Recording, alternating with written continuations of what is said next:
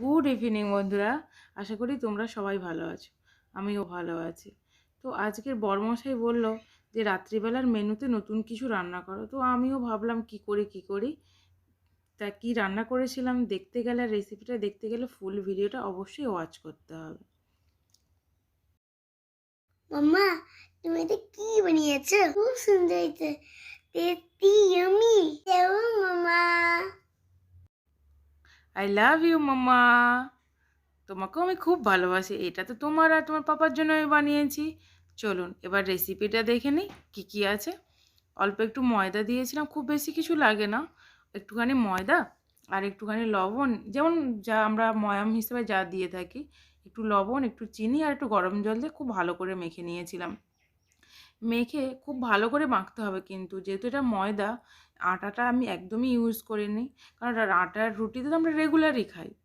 তো আটা স্কিপ করে গিয়ে আমরা ময়দা দিয়ে রুটি বানিয়েছিলাম। তো এটা তো প্রত্যেক দিন আমরা খাচ্ছি না, এটা তো সপ্তাহে একদিন হতেই পারে খাওয়া।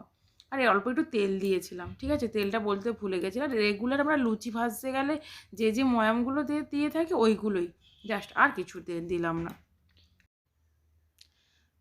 যে উপকরণগুলো দিলাম ওইগুলো ভালো করে মেখে নেব, একদম হাতে ডলে ডলে করে ভালো করে মেখে নেব। দিয়ে একটুখানি উষ্ণ গরম জল করে রেখেছিলাম, তো ওই উষ্ণ গরম জল দিয়ে খুব ভালো একটা ডো বানিয়ে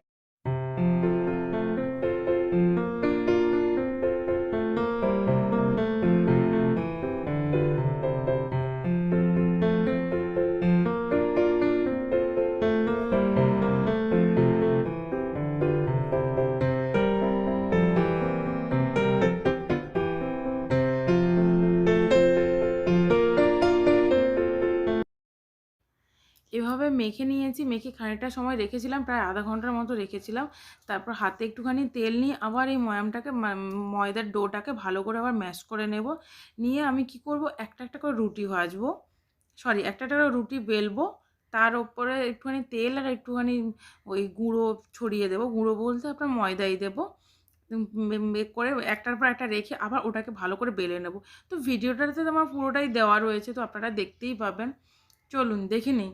একবার আমি মুখে বলে দিলাম, এবার হাতে নাতে কাজ করিয়ে দেখিয়ে দিচ্ছি যে ঠিক কীভাবে করেছিলাম। এই রুটিটা খুবই নরম হয়, মানে আপনি যে যারা দুটো রুটি খায় তারা 4টে রুটি খাবেই, খেতে ভালোবাসবেই।